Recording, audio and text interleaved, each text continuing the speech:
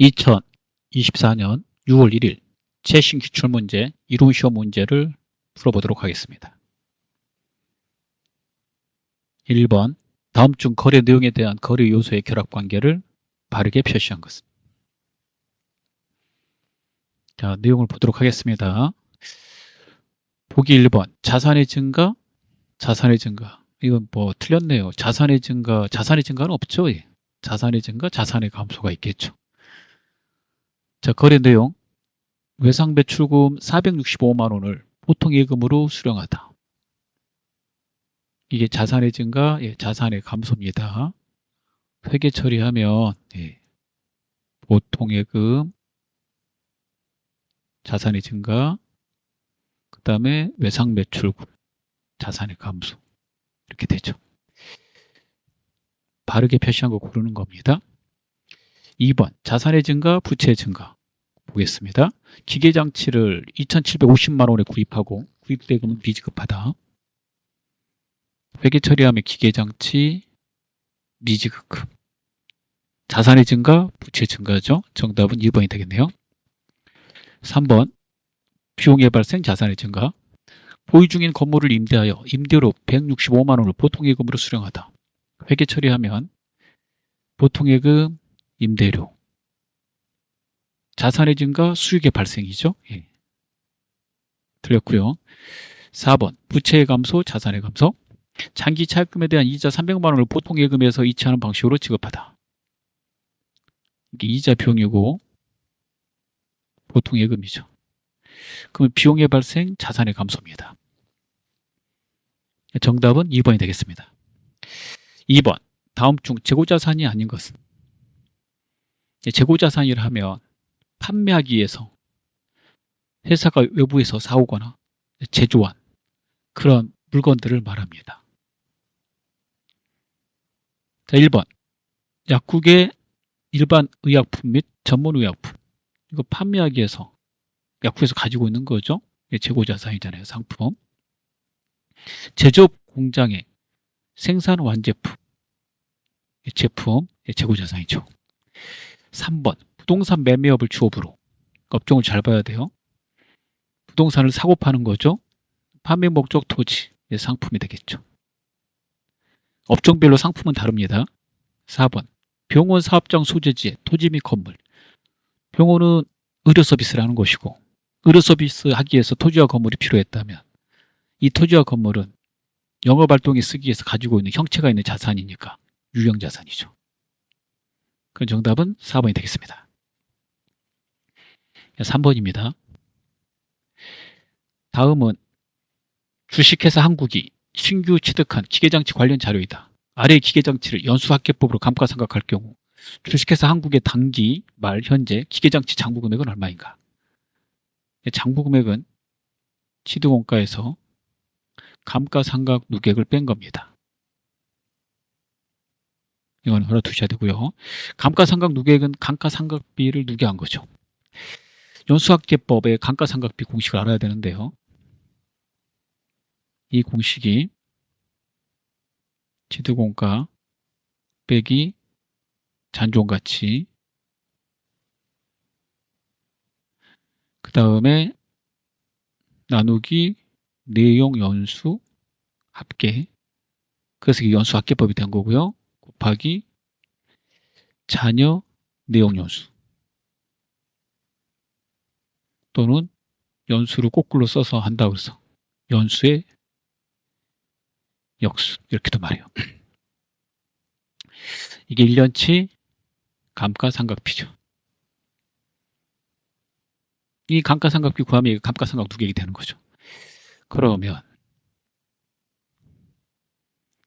취득원가는 300입니다. 300만 원, 잔존가치 30. 여기에다가 내용연수 합계죠. 5년 되면 1부터 계속 다 더해가요. 이 부분이 핵심이죠. 예. 그리고 잔여 내용 연수, 연수의 역수니까 첫 해는 5, 그 다음에 4, 3, 2, 1 이렇게 해서 해갑니다. 분자가 갈수록 작아지므로 그 금액이 갈수록 작아져요. 자, 이렇게 계산을 한번 하면 이 금액이 계산해 봐야 되겠죠, 여러분? 90만 원 나와요. 90만 원. 그러면 장부 금액은 얼마인가 그랬으니까 취득은 300이 했는데 감가상각 누계 같이 떨어진 게 90이기 때문에 정답은 210만 원이 되겠습니다. 다음 문제 보도록 하겠습니다. 예, 4번입니다. 다음은 주식회사 서울의 단기 추출 내역 중 일부이다. 아래의 자료에서 무형자산으로 기록할 수 있는 금액은 모두 얼마인가? 무형자산을 찾아보면 되겠죠. 신제품 특허권 취득비용. 특허권으로 처리합니다. 특허권은 무형자산입니다. 신제품의 연구 단계에서 발생한 재료 구입 비용. 제품을 만들 때는 연구 단계하고 개발 단계로 나누는데요. 연구 단계에서 발생된 거는 전부 다 비용 처리예요. 연구비로 이렇게 비용 처리합니다. 비용. A기업이 가지고 있는 상표권 구입 비용. 상표권 구입 비용 상표권으로 처리합니다. 상표권 무형자산이죠. 그래서 3,000에다가 2,200 더해서 정답은 5,200이 되겠습니다. 3번입니다. 5번. 다음 중 매도 가능 증권에 대한 설명으로 옳지 않는 것은? 매도 가능 증권은 장기간 투자의 목적으로 가지고 있는 주식, 사채 등을 말합니다. 중간에 언제든지 매도한다고 그래서 매도 가능 증권이라고 합니다. 첫 번째, 취득 시에 발생되는 재비용, 수수료 등은 취득원가에 가산합니다.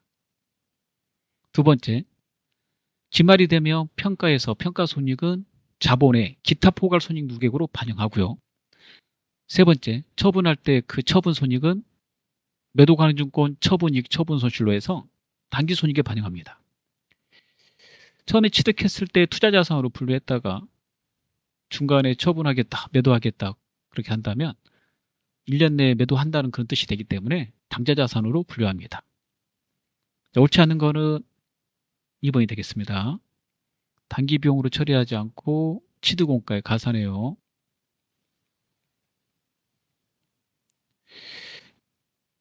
이렇게 단기 비용으로 처리하는 유가증권은 단기 매매증권이죠. 단기 매매증권. 자, 계정과목 1번. 매도가능증권 평가할 때 그 계정과목 1번의 이름은 매도가능증권 평가이익, 평가손실입니다. 기타 포괄 손익 누계액에 속하고요. 얘는 자본이죠, 여러분. 그 다음에 처분할 때는요. 매도가능증권 처분이익, 처분손실입니다. 얘는 영업의 수익, 영업의 비용에 속합니다. 그래서 단기손익이죠. 6번. 다음 중 채권 관련 계정의 차감적 평가 항목. 대손충당금이죠. 감가상각 누계액은 유형자산 차감적 평가 항목이고 재고자산 평가 충당금은 재고자산이죠. 재고자산 시가하고 비교해서 평가했을 때. 사채 할인 발행 차금은 사채. 여러분 사채는 부채죠. 부채 차감적 평가 항목입니다. 그 다음에 7번을 보도록 하겠습니다. 다음 중 자본잉여금 항목에 포함되는 것을 모두 고른 것은? 자본잉여금 3개 외우셔야 돼요. 주식 발행 초과금, 감자 차익, 자기 주식 처분이익. 그러면 2개밖에 없네요. 하나 더 써보죠. 이렇게 3개 놓으시고요. 증자나 감자 하다가 남은 돈이라는 뜻이죠. 자본잉여금은. 그러면 가라. 정답은 1번이 되겠습니다. 나하고 다는 자본 조정에 속하는 거죠. 자본의 항목들을 다 숙지하셔야 돼요. 잘 나옵니다, 시험에. 다음 문제를 보도록 하겠습니다. 8번입니다. 다음은 현금 배당에 관한 회계 처리이다. 아래의 가로 안에 각각 들어갈 회계 처리 일자로 옳은 것은? 2월 이익잉여금, 이거 자본의 미처분 이익잉여금을 회계 처리할 때 쓰는 이름이에요. 프로그램에서. 프로그램 개발서에서 이거 쓰고 있죠. 미처분 이익잉여금을 이익준비금과 미지급 배당금, 이거 금전배당 아직 지급 안 했을 때 쓰는 거죠. 이렇게 하는 회계 처리라면 이거 주주총회에서 주주들의 결의를 받으면 이렇게 처리하라고 돼 있어요. 그래서 그 결의가 배당 결의 됩니다. 결의 받았을 때. 그 다음에 두 번째는 그 미지급 배당금, 금전 배당을 보통예금 통장으로 이체했죠. 이거는 그러면 배당금 줬다는 말이니까 배당 지급일이 됩니다. 따라서 정답은 3번이 되겠습니다. 9번. 원가의 분류 중 원가 행태에 따른 분류에 해당하는 것은 행태는 이제 변화의 정도. 그 변화느냐 변화하지 않느냐에 따라서 분류하는 거는 정답 1번입니다. 변동원가. 계속 써보면 이거 이쪽 이렇게 있죠. 고정원가. 그 다음에 준변동원가. 그 다음에 준고정원가. 총 4개가 있고요. 크게 변동원가, 고정원가라고 그래요. 준변동원가는 다른 말로 혼합원가 이렇게 말하고 얘는 이제 준고정원가는 계단원가라고 그러는 거죠. 이렇게 알아두시면 되겠습니다. 10번 보겠습니다.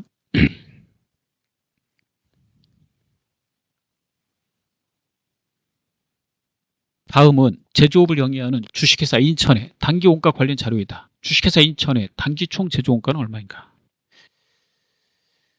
단기 총 제조원가, 얘가 들어가는 공식이 2개 있죠. 직접 재료원가, 직접 노무원가, 제조 간접원가가 있고, 또 하나는 기초 제공품 플러스 단기 총 제조원가 빼기 기말 제공품은 단기 제품 제조원가, 거기에 있잖아요. 어떻게 풀 건가는 여기 내용을 봐야 돼요. 기초의 재고자산은 없다고 가정한다. 그 매출원가, 기말 제공품, 기말 제품 이렇게 들어있고요. 기말 원재료, 제조 간접원가, 직접 재료원가. 직접 노무원가만 있으면 단기 총 제조원가 구할 수 있는데 직접 노무원가가 없으니까 직접 재료원가 플러스 직접 노무원가 플러스 제조 간접원가는 구할 수 없겠네요. 그러면 두 번째 들고 나와야 되는 게 이거죠. 기초 제공품 플러스 단기 총 제조원가 마이너스 기말의 제공품을 하면 단기의 완성한 단기 제품 제조원가 완성품이죠. 이걸 써먹어야 돼요. 그러면 단기 제품 제조원가 저거 가지고 구할 수 있는 거 매출원가잖아요. 기초 제품에다가 단기 제품 제조원가 빼기 기말의 제품 팔고 남은 거 빼면 얘가 매출원가잖아. 공식 외우셔야 돼요. 여기다 대입하면 나오겠네요. 기초 제공품하고 기초 제품은 제로입니다. 없다고 그랬으니까 0이다. 첫 번째, 얘를 구하라고 그런 거니까 지금 이 자료 보니까 기말 제품하고 매출원가 있으니까 기말 제품하고 매출원가 여기다 대입해서 단기 제품 제조원가를 첫 번째 구하고 이걸 가져다가 여기다가 집어넣어서 단기 총 제조원가를 구하면 되겠네요. 그럼 매출원가는 얼마예요? 200만 원. 기말 제품은 얼마예요? 50. 마이너스니까 들어가면은 플러스 돼서 250이 되겠네요. 250만 원. 단기 제품 제조원가가 그렇게 되고 기말의 제공품은 30이라고 그랬죠. 이렇게 넘기면 단기 총 제조원가가 나오겠네요. 그 280. 정답 4번이 되겠습니다. 공식을 외우셔야 돼요. 이해하시면서 외우는 게 제일 좋습니다. 11번. 평균법에 따른 종합원가 계산을 채택하고 있는 주식회사 대전의 단기 물량 흐름은 다음과 같다. 재료원가는 공장 초기에 전량 투입되며 가공원가는 공정 전반에 걸쳐 균등하게 발생한다. 아래의 자료를 이용하여 재료원가 완성품 환산량을 계산하면 몇 개인가? 이 공식 생각나야 되겠네. 이것도 공식에다 대입하는 거죠. 저 완성품 환산량 공식 평균법 거입니다. 이 공식이 어떻게 되냐면 단기 완성품 수량에다가 플러스 기말에 완성이 안 된 제공품 환산량이죠. 환산량이라 하면 완성이 안 된 제품의 완성도를 곱해가지고 만든 수량을 말하죠. 자, 그러면 단기 완성품 수량은 8,000개고 기말의 제공품은 3,000개인데 환산량이라는 게 완성이 안 된 수량 곱하기 완성도인데 재료는 공정 초기에 전량 투입됐다고 그랬잖아요. 이게 100% 된 거니까 이거는 100% 된 거예요. 재료 때문에 완성이 안 된 건 아니고 가공이 안 돼서 가공 60%밖에 안 돼서 3,000개가 완성이 안 된 거예요. 재료 쪽으로 계산하면 재료 쪽으로는 다 된 거니까 그대로 더하시면 11,000개가 되는 거죠. 정답은 4번이 되겠습니다. 다음 문제 보도록 하겠습니다. 12번입니다. 다음 중 개별원가 계산에 대한 설명을 옳지 않은 것은? 개별원가는 제품 하나하나 원가 계산을 하는 겁니다. 어떤 경우에 사용하냐면 다품종 소량 생산 시에 사용합니다. 자, 내용을 보도록 하겠습니다. 항공기 제조업은 종합원가 계산보다는 개별원가 계산이 더 적합하다. 그러겠지. 예. 다품종 소량 생산이니까 업종을 그래서 외우셔야 돼요. 항공, 조선업, 조선, 기계, 건설, 그 다음에 주문을 받아서 제작하는 거, 주문 가구 같은 거, 예. 이런 것들. 2번, 제조원가를 제조 공정별로 집계한 후 이를 생산량으로 나누어 단위당 원가를 계산한다. 이거 대량 생산할 때 하는 거잖아요. 총 비용 나누기 생산량이니까 이거 종합원가 계산하고 관계되는 말입니다. 정답 2번이네요. 직접 원가와 제조 간접 원가 구분이 중요하죠. 개별 원가에 대한 설명이네. 제조 간접 원가가 계산의 핵심이고 이거 배분을 잘해야 되죠. 4번, 단일 종류의 제품을 대량으로 생산하는 업종. 이거 소품종 대량 생산. 이거 종합원가 계산하고 관계되는 거예요. 종합원가. 예. 적합하지 않는 방법이다. 그렇죠. 정답 2번이 되겠습니다. 13번, 다음 중 우리나라 부가가치세법의 특징으로 틀린 것은? 정답 2번입니다. 부가가치세는 물건에다 과세하는 물세죠. 인세는 소득세법이고. 자, 다른 내용 보겠습니다. 국세, 전단계 세액공제법, 다단계 거래세. 다 맞는 말이 되겠어요. 전단계 세액공제법 부가세 계산 구조인데 매출세액에서 매출의 전 단계인 매입세액을 공제한다, 뺀다. 그래서 납부한다. 이거죠. 전 단계 세액공제법. 다단계 거래세는 단계가 제조, 도매, 소매 있을 때 그 단계별로 계속 부가세가 거래가 발생할 때마다 과세된다. 그런 뜻입니다. 14번을 보겠습니다. 14, 15 이 두 문제 보도록 하죠. 마지막 문제입니다. 두 개.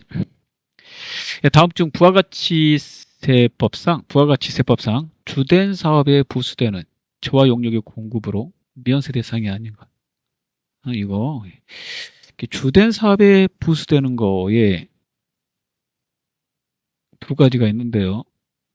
우발적으로 발생된 거하고 그 다음에 부산물 이렇게 있어요. 여기에 대해서 우발적으로 발생된 거는 혹시 주된 사업이 주자라고 쓸게요. 주된 사업이 면세다 그러면 우발적으로 이렇게 매각하는 저하나 용역은 공급이니까 매각에 면세 처리하는 거고요. 만약에 주된 사업이 과세라면 그때는 달라요. 그 부수되는 저하 용역을 보고 그게 과세면 과세, 면세면 면세 이렇게 하는 거예요. 부산물은 주된 사업에 따릅니다.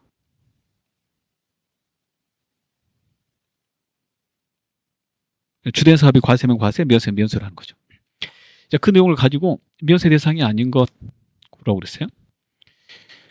1번, 은행업을 영위하는 면세 사업자가 매각한 사업용 부동산인 건물. 이거 우발적인 거잖아요. 이거. 은행업은 주된 사업이 면세죠. 그러면 부수되는 저하 용역은 무조건 면세입니다. 그 다음에 약국을 양수도하는, 즉 양도하는 경우로서 해당 영업권 중 면세 매출에 해당하는 비율의 영업권. 과세 면세를 겸용하는 겸용사업자 같은 경우에는요, 면세 매출에 해당되는 부분은 면세하라고 돼 있어요. 그래서 이거 면세 대상이 맞고. 그다음 3번 가구 제조업을 영위하는 사업자, 이거 과세 사업자죠. 이 사람이 사업용 부동산 중 토지를 갖다가 이렇게 공급했대요. 그러면은 과세 사업이잖아요. 과세 사업자가 해당되는 물건을 주된 사업이 과세한 사업이 해당되는 우발적으로 발생된 이렇게 토지, 필요 없어서 파는 건물 등이 있다고 그러면 그 해당되는 부수되는 제어 용역이 과세 물건이면 과세로, 면세 물건 면세로 해야 됩니다. 이게 토지가 면세 물건이니까 면세 처리해요. 은행 쪽하고 다르죠. 주된 사업이 면세면 부수되는 제어하는 과세 면세 안 따지고 무조건 면세예요. 무조건 면세합니다. 이게 원래 건물 과세인데 면세하는 거예요, 여러분. 차 같은 거 팔아도 이렇게 면세예요. 근데 주된 사업이 과세라면 부수되는 재화나 용역을 공급했을 때 그럴 때 부수되는 재화 용역을 따져. 그게 과세 물건이냐 면세 물건이냐.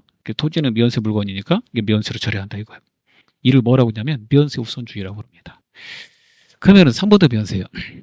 4번 부동산 임대업자가 매각한 부동산 임대 사업 중 사업용 부동산 중 상가 건물, 이거 과세죠. 부동산 임대업자가 과세 사업자잖아요. 그렇죠? 정답은 4번이 되겠습니다. 다음 문제 보도록 하겠습니다. 15번입니다.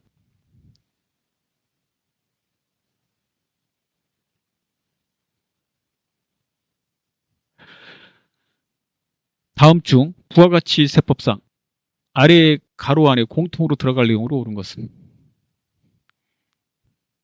보기를 보니까 용어를 맞추라는 얘기네요.